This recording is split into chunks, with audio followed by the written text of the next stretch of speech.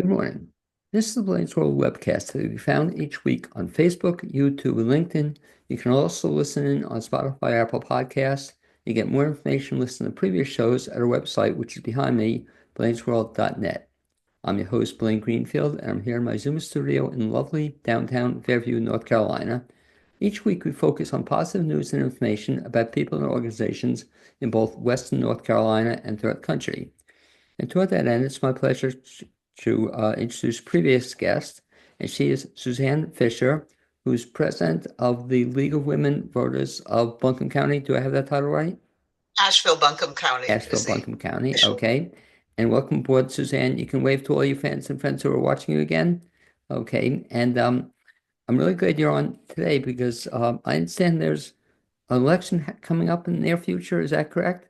Yes, that's true. That's true. There is an election. And first, I'd just like to say, since we talked about our name is historic. It's not descriptive. The League, which is a local, state, and national organization, welcomes anybody.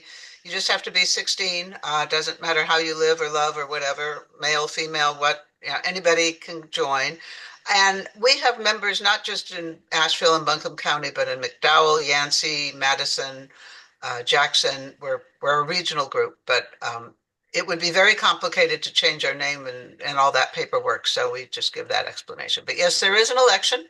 And in North Carolina, you can vote now. You can vote absentee by mail now, or you can do early voting. And then, of course, November 5th, a week from tomorrow, is the last day you can vote, what we call the general election day. Now, So I uh, sent the information on this to some folks, but absentee ballots, can you still do that? yes, you can. Tomorrow, the 29th, is the last day you can request an absentee ballot. You can get an absentee ballot at your Board of Elections for your county, not at a early voting site, but at the Board of Elections.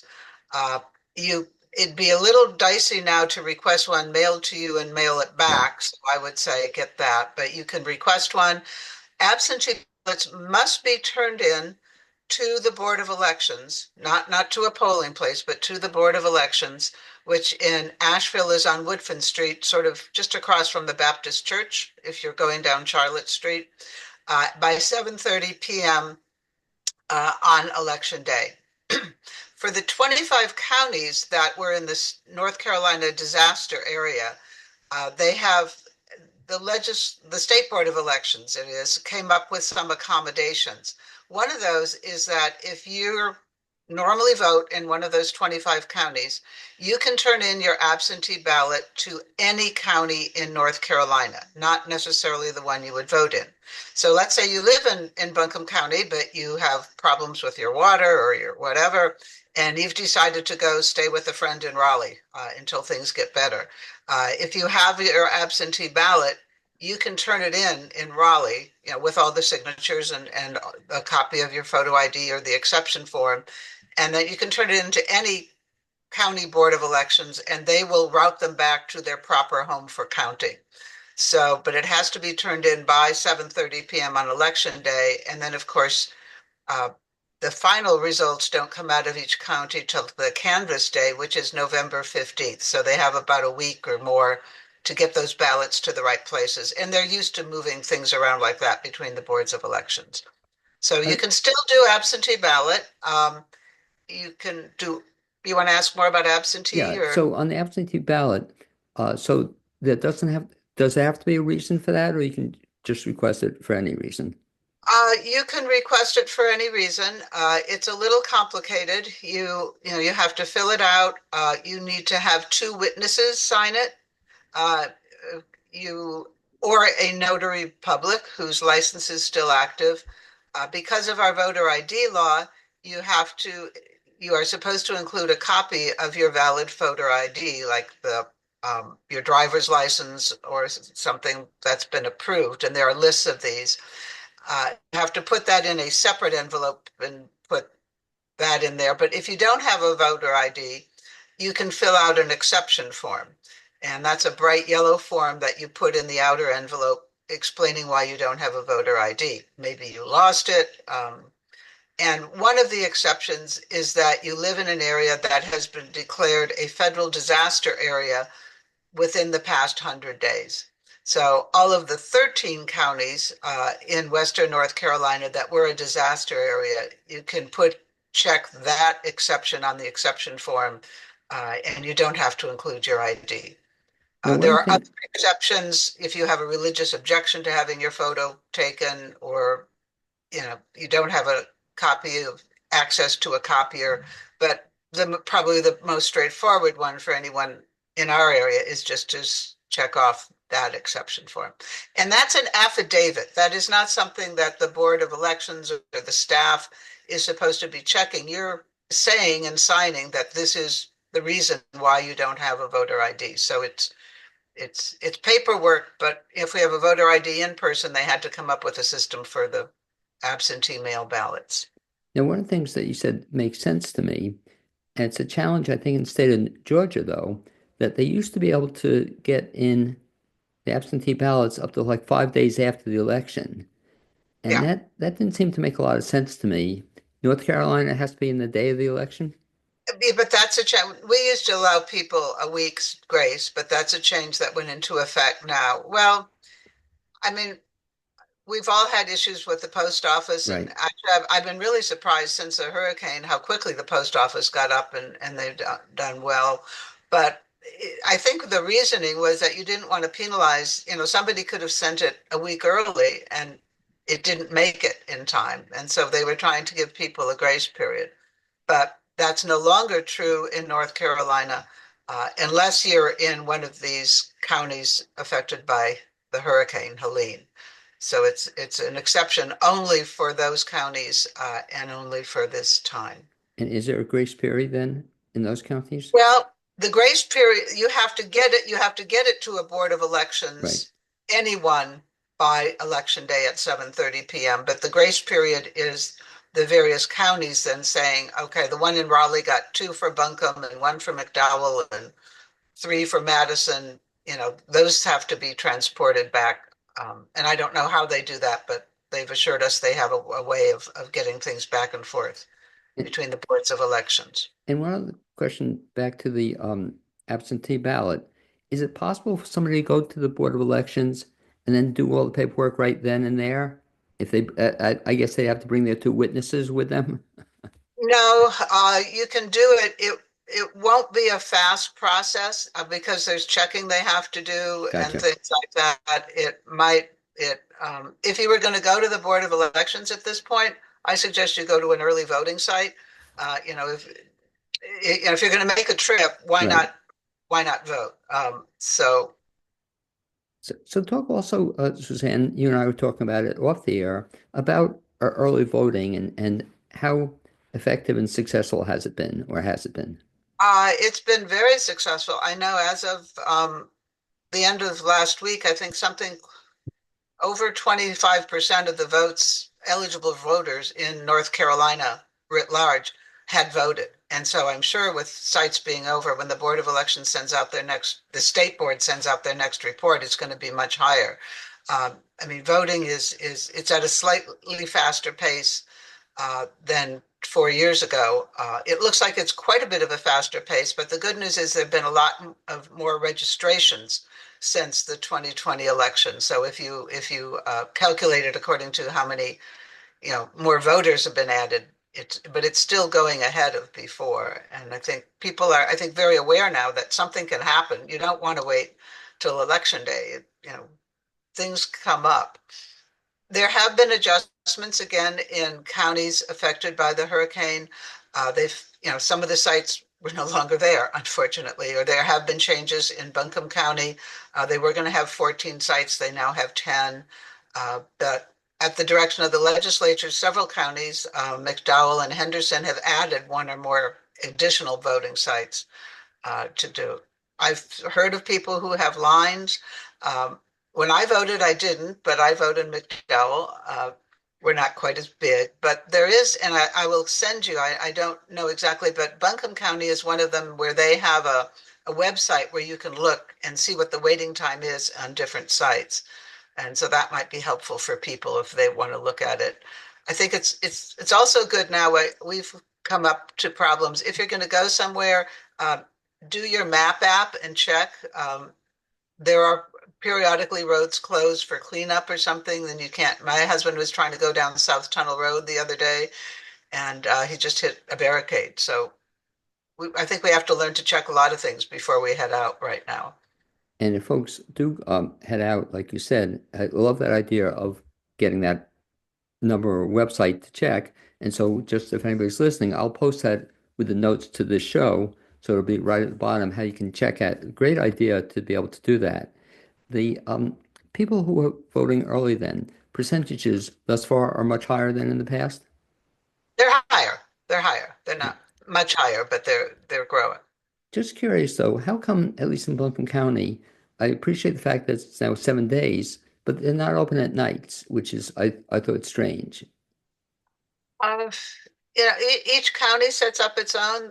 The McDowell ones were open at 7 at night. I mean, it takes, just manning, if you think of Buncombe County, 10 sites, all those workers, Right. all the people that are there, getting those workers, getting all the shifts covered and things like that. There are people, if you notice, a lot of the poll workers and volunteer people tend to skew a little older, not so old, but like us. Um, Yeah, some yeah, of them aren't so keen in driving at night anymore. right. There are just a lot of things, when the polls close, it's not over for the staff there. They're going to be there for a while. So I think they just try to adjust to get the Gotcha. workers, try and get everywhere. I mean, they did have weekend hours, which is great. And we have one of the longer uh, early voting periods that I know about. I know my son and daughter-in-law live in Delaware. Theirs didn't start till October 26th, and ours started October 17th. So we have a nice long window. Now it will end on Saturday at 3 p.m. everywhere in the state. That's a hard stop for early voting. So that's just the way they wrote the law. Was it this coming Saturday? It's coming Saturday. Yeah. Yeah. And Because then they need to have Sunday and Monday. Generally the early voting sites are not the polling sites on election day. So there's a fair amount of equipment that has to be moved around to the other sites and set up. And this is a big operation. Hundreds of people involved and trucks and all of that stuff. So you can't just flip it overnight. was it hard getting folks to man the booths? They're I, all I think recruiting poll workers has always been a challenge. They get paid a little bit. In the hurricane times, it was harder. There were people who they couldn't get a hold of. Uh, it's always a struggle. That is one area where the political parties are work on, and they try to get people because they want to have people from both of the major parties at every polling place. Voting for early voting or on the day on election day, and so they work, but it gets to be a challenge, sure. What's sad too, I think, is it's not only a challenge, but that politics has come into play on this because again, used to be my thinking, it used to be one of the great jobs to, an honor to be on election day to be at a polling site. But now, or at least in the past, some polling employees, workers have to take a lot of grief, which is such a shame, I think, that um, it's incomprehensible that has happened. It's true, and and when you read about it in other states and things like that, it doesn't help recruiting. But there are people who are dedicated, who want to do their part, and somehow it always happens. But they work long hours too. Talk about the role then, Suzanne, if you would, of legal women voters. How do they fit into this process? Well, our mantra is empowering voters, defending democracy, and your vote is your voice, or your voice is your vote. Say it either way. I mean, we are all about getting people to vote, getting them the information they need, getting them, how to vote, early, mail in, day of, where to vote. We have our main tool in this is the app Vote 411. And if you just search Vote 411, you will pull up that app, which has won awards. And it has a lot of information in English and Spanish. You just put in your address, and it will then tell you, do you want to check if you're registered, which is always good. You can find out where you can vote and when. You can find out what's on the ballot. We actively ask all the candidates from the local races right up to the top of the ticket uh, to fill out a questionnaire, to answer some questions. And when they do that, we post it. You might find it interesting to see which candidates do and which candidates don't want to help the League of Women Voters let you know where they stand. Why anybody wouldn't take this opportunity to get their message out, I don't know. But I was looking through it the other day, and a lot of people, a lot of candidates don't do it. And we email them, we call them. I mean, we hound them. I mean, we're pretty pushy about that. We had a lot of voter registration events going on starting in the early summer. We were at various festivals like Boomtown and Juneteenth and all kinds of things down Blue Ridge Pride, all kinds of festivals in Asheville. Er, uh, National Voter Registration Day was September 17th, and the YMCA of Western North Carolina asked us to be at 6 of their sites morning and evening to register voters. I mean, we did health fairs. We would go anywhere if they wanted us to help with voter registration. That time is pretty well over now. And of course, things like Vegan Fest and that Goombay didn't happen because of the hurricane. But we do a lot of social media, Facebook and all of that, trying to get the word out. I've been writing, I've had several opinion pieces published in the Asheville Citizen Times, and I hope they'll do one more on what happens November 5th and beyond. And we're also writing in Mountain Express has had stuff. And, we send in letters to the editor all over the place, just telling people about voting. We never endorse or oppose candidates. We just want everybody who's eligible to vote. And you forgot the most important thing, Suzanne. You're also on Blaine's World, so that alone, Yes, yes, yeah, yeah, yes.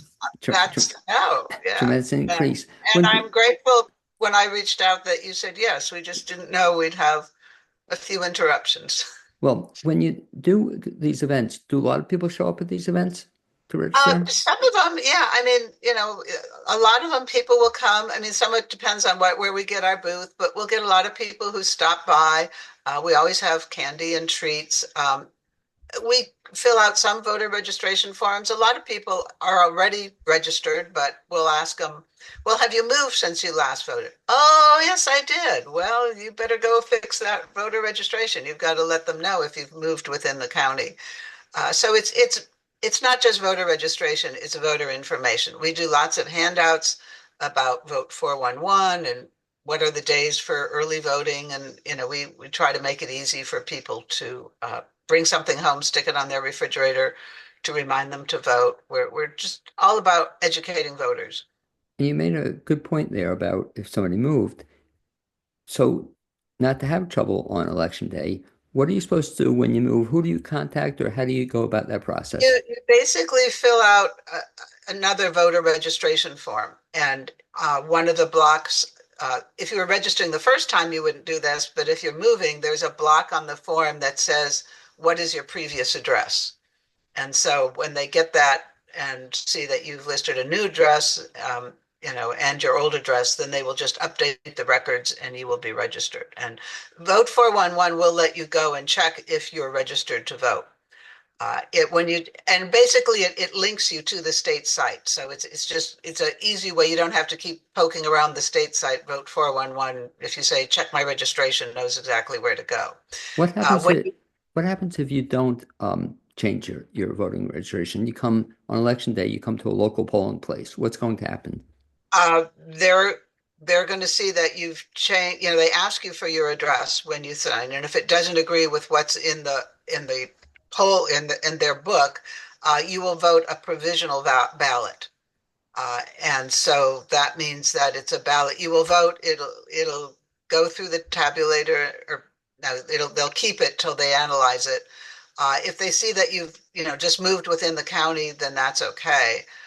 It'll be a little complicated if you wait till election day to vote because the different precincts may have different ballots. If you're voting for county commissioner and it's by area, or school board or something. So you may not get exactly the right ballot if you go on election day. But if so, provisional ballots, that's one of the things that are evaluated during the canvass period. So they'll look up and they'll make sure that if your new address is in the same county, that's fine. If you've moved to another county, then your ballot will not be accepted because voting boards of elections work county by county. There are 99 of them for all 99 of our counties in North Carolina. So to So avoid that, your best bet, and based on what I'm hearing you say, if you're listening to the show or watching it, is to go to that website like yesterday and find out how to change it. right, right. And is that you can You'll, do you'll need to interact with your board of elections to change it. you You'll will. probably, yeah, you You have will. to go you have to go somewhere or it can be online. No, you can't submit it online. It has to be either delivered or mailed in. You can, yeah, you Okay. would have to interact with them. Uh, if you're doing it during early voting, again, you'd have to go to the Board of Elections to fix your address, and then you'd have to go to an early voting site or on the day of. But I wouldn't wait till the day I of. was I about would, to say that, yeah. Well, I I was would going to wait. ask you, is there a time limit on when you have to change by? Uh, I don't know. Okay, but again, I guess even if you don't know or somebody doesn't know, the assumption is do it like yesterday. Do it as soon as possible, so you Now, don't. if I can say one thing, when you look up your registration, you will see, assume you are registered and it's your right address and all of that. It'll either say active or inactive. If it says inactive, you can still vote. If it says inactive, it means that you have not voted in the last election or the last couple elections. So you're an inactive voter, but you're still registered. Some people kind of freak out when they see that inactive, but they keep track of your voting history, and that's one of the things you can look at your own voting history of which elections you voted in. Hopefully, you vote in all of them. Now, when people go to vote, I want to ask you another question having to do with what's on the ballot. So, ballot was longer than usual. It seemed this one, there were like where I voted, there were like 3 pages to it. Right. Um, then how many were there any? There was one amendment this year or one Yeah, question, there's one amendment. Yeah, I'll just say the ballot is long because, well, there are 16 races that are on everyone's ballot. right? Everyone is electing a U.S. congressperson for one of the 14 districts in North Carolina. But then the governor, the lieutenant governor, um, all of the offices of state, attorney general, secretary of state, auditor, treasurer, all of those uh, offices are on everyone's ballot. There's one North Carolina Supreme Court justice, three other courts. So there are 16 items on everybody's ballot. That's long. And then you get to whatever is for your county or your city. And then at the very bottom is this one amendment. And the amendment says that in order to vote in North Carolina, you must be a citizen and at least 18 years old. And that sounds reasonable Right. on the Yeah. face of it. Yeah, I mean, but the league, and though we don't endorse or oppose candidates, we do advocate on issues, and we are specifically suggesting or encouraging people to vote against this ballot, this And amendment. and why is that? Well, this basically just restates what's already North Carolina law. North Carolina law says that you have to be a citizen or a naturalized citizen and at least 18 years old to vote. So, I mean, if you're a naturalized citizen, you're a citizen, but the law, Right. when it was written a number of years ago, put that in. And so, why would you have an amendment to restate what is already the law of our state? Uh, I don't think there's any evidence that 15, 16, 17-year-olds are clamoring to vote. So if they were, I'd say good job. But you can't, you got to wait. I had to wait till I was 21. And it seems, and from the discussion when it was going through the General Assembly and all that, that it's designed to intimidate voters. Maybe people who are naturalized citizens or people who worry because they have a name that is unusual or whatever, that people will question where they're a citizen. I mean, why would you throw this in everyone's face if it's already what the requirement is. So it's a solution in terms of a problem in the view of the League of Women Voters of North Carolina, that and the only it seems pretty clear that it's designed to try and keep people from voting. What about Believe it or something? not, there are Yeah. people who don't want everyone to vote.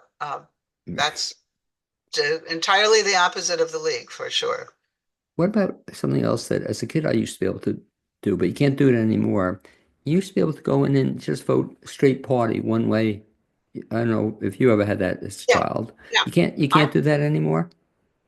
yeah, I've only been in North Carolina for a little over 11 years, so Right. I don't know. I think that is my first voting was in Cook County, Illinois. So believe me, you could vote straight party Right.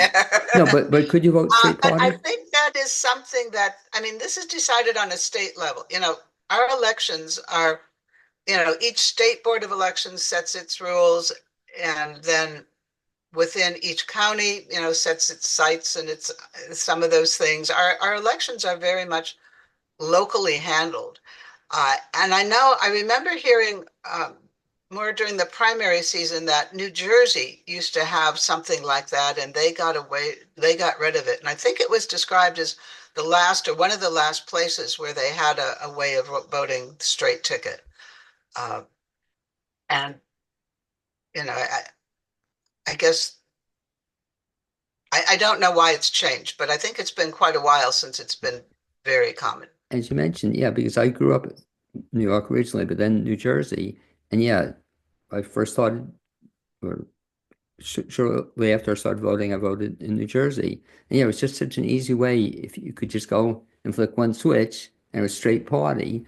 But yeah, I haven't seen that for a long time. But it just was interesting that it surely made it easier to vote, a lot quicker if that's how you wanted to go. Um, Yeah, I think it's also good. And of course, we have more than two parties, even that's though true.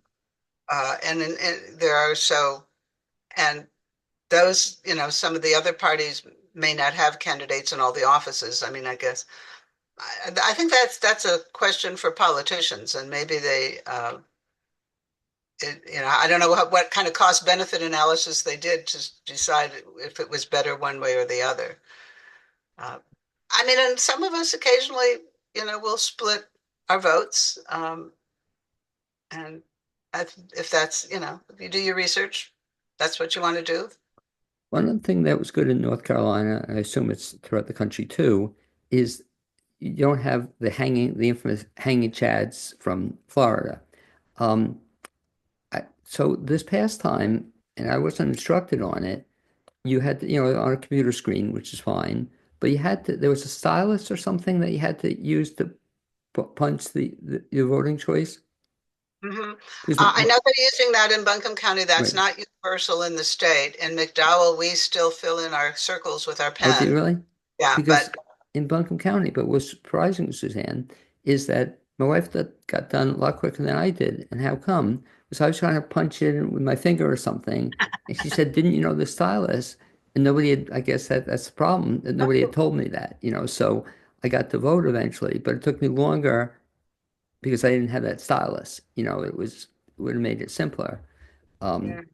but just You people could should have know. mentioned that to the staff there to say, I don't think I did because I didn't mention until I was walking out with my wife. I said, how come you got done quicker than me?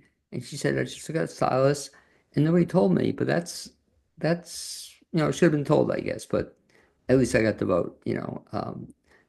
But but there is still a paper that comes out that you put through the right. tabulator. Yeah, I got it. Then I put the machine through the tabulator. In general, how long does it take somebody to vote? I mean, it depends on, I mean, I always like to, and through Vote 411, you can um, make a sample ballot and print it out, and it's perfectly legal to take that into the voting booth with you. So if you have your sample ballot, it's pretty easy. If you haven't, or you haven't made up your mind or whatever, it would take you longer. But and some places you have more things to vote on than others. But I mean, I think once you get into the voting booth, it's probably minutes. I mean, I always double check everything uh, to make sure because once you put it through the tabulator, you want to make sure you got it right, but I don't think it takes people too long. A question Waiting came, in line yeah, may be a problem, but you can question make came up, new friends. you can. Question came up recently with a friend of mine. We were discussing Jimmy Carter, and I'll ask you as maybe one final question about the idea that if you vote early and you die, hopefully nobody's going to be dying between now and election day, but people do, does your vote count? In North Carolina, it does not. Oh, I know really? that. In North Well, Carolina, it would not. They do check that.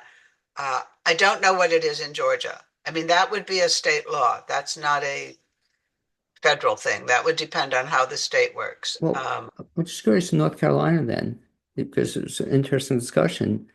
Do they then, before the election, do they then call votes of anybody who died? Do they have lists of people who Have a died? way of doing that. I think they get notified because uh, you when like when someone dies, generally it's a funeral director who notifies Social Security, Right. which is part of the deal, and then they get notices of they have a way to see through either Social Security or some federal database who in our county has died in the last X period. But so they have a way of checking. And do they call them out? They take them out? They would, yeah, they would take out the, because your vote has a barcode on it. Right. They know which ones not to count. Yeah. Because I that would remind, imagine unless a race was decided by a handful of votes, right. Yeah. for the in the vast majority of cases, it wouldn't make a difference. So there was one election, it was in 2022, one election at the state I level, which is remember. a lot of votes, that was 401 votes. So I, but again, I doubt that they would, you know, but they do try to make it as accurate as they can, and they have a way of getting that information. And just the opposite, you mentioned Cook County, when people did supposedly vote who were dead, and Right. that was kind of infamous for a long period of time. Suzanne, if you could just recap a couple of things you said. The key thing is that website was Vote website. 411, Okay. VOTE 411, Okay, now I'll have everything you need to do whatever you everything. want to do. I think the one thing we didn't mention is during early voting, you can register to vote. We talked about, so if you're not registered, uh, you can vote. They call it one-stop voting. You can register and do early voting at the same trip. So if you didn't make it to register, beforehand, you can register now. If you just turn in a new voter registration thing to your Board of Elections, they won't process it until after the election. But if you go to an early voting site, you can register and vote at the very same time. And you mentioned one other bit of advice, which I think was spot on, about the idea that actually to encourage people to early voting, because again, hopefully we're not going to have another hurricane, but you have a hurricane or a health crisis, whatever, you vote early, you're sure it gets in. If you wait till the last minute, you never know, so good advice Yeah, that, and such a change, especially for one of the parties, because one of the parties was telling people don't vote early, and now they're saying to vote early. To me, it just seems right. to make a lot of sense. So, Just vote. And then the other thing I think it's good to let people know that it isn't until the end of canvass, which is November 15th, that the results really become final at the state level. Now, because we can process absentee ballots early and that in North Carolina, we're going to be pretty close. But for the presidential election, when you have states like Georgia that they can't touch the absentee ballots until election day, we're not going to know when we go to bed, even if you stay up really late on election day, we may not know the results of the presidential race uh, for several days and many days. And so people have to just, it doesn't mean anything's wrong. It just means that it's a complicated process. It's 50 states. We're not the only state affected by the hurricane and other storms. Florida, I'm sure they have a lot of their challenges. Democracy is worth waiting for. So just hang in there. good advice. And lastly, early voting gets me thinking, when are those votes tabulated? Do they have to wait till election day? No, those go through those. You put those in the tabulator, and they're in. So that's why they know. The Okay, state has been saying how many total people have voted. Now they don't release any of the results. You right, don't know who voted for what, but they're all through the tabulator right. because But you just even put it through. You personally put it there and put it through. And those people think, oh, that's people worry about hacking, but those are just in the sense of phones, those are dumb machines. They're basically just a scanner. They're not hooked up to the internet or anything else. If you look, there's just one plug into the wall so they can work. But there's no way that people can get in there and change the votes or whatever. It's just sort of it's not quite a scanner, but it's closer to a scanner than anything else. That's what a tabulator is. And one thing, it's not a spammer either. It's not a scammer either. It's a legitimate thing. And I don't know about you, Suzanne, but I have my doubts as to whether it would even be possible to change. Remember last time, change somebody's vote. The Yeah. a voting, but people were saying that it was being done, and what's sad is that people were believing that. Oh yeah, it's very sad. No, and we're like I think almost all states, I hope all states have a paper ballot. And those are kept. Those are kept until just before the next election. So they're basically kept for 2 years. I mean, a paper ballot is the gold standard because if in the worst case scenario you could recount them. I mean, that's one of the things that's done in Canvas is that the state board of elections tells each county, okay, for this race they usually pick a state race and a local race, and for these precincts they have to get all those votes and they have to do what they call a hand-eye count, where they actually sort the ballots into the different piles and they go through and count the paper ballots and compare it to the result of the tabulator. So, a paper ballot is really the gold standard. And as you indicated, even though I didn't think about it at the time, so I did have that paper ballot because when I voted, I had to put something through the machine, Yeah, and that's the paper ballot, right? yeah. Mhm. Suzanne, if somebody wants to get involved, for example, with League of Women Voters, do you take volunteers? Yeah, well, we have members. So you Members. become a member, and there is a membership fee. But no, we welcome, like I say, anybody. You don't have to live in Buncombe County. You can be as long as you're 16. If you just go to lwvab.org. That's our website. That's where you can join. Generally, sometimes for voter registration, we will have people who are not members, but generally to be active in the league and some of the other activities that we do when we're not working on voting, which we can talk about maybe some other time. We do expect you to be a member, but then you're a member of the state and the national. You get a lot of good information. It's really I've made so many wonderful contacts and friends, and it's a very empowering organization. And once again, the website for that. LWVAB for League of Women Voters AB.org. Or if you just search under League of Women Voters, Asheville-Buncombe County, that'll come up as well. And you mentioned something at the beginning of the show, just to make sure I have the right information, that you don't have to be female to participate Nope, in that. nope, nope. We Okay. were started in 1920, just a few months before women won the right to vote. But however you identify, if you're 16, welcome to the club. Anyway, Suzanne, I'd like to thank you for being my guest on this edition of the Blaine's World Show. As always, you provide a wealth of information. I'd like to thank my producer, Cappy DeSetti, and to remind people to get out to vote if they haven't done so already. Thanks again. Okay.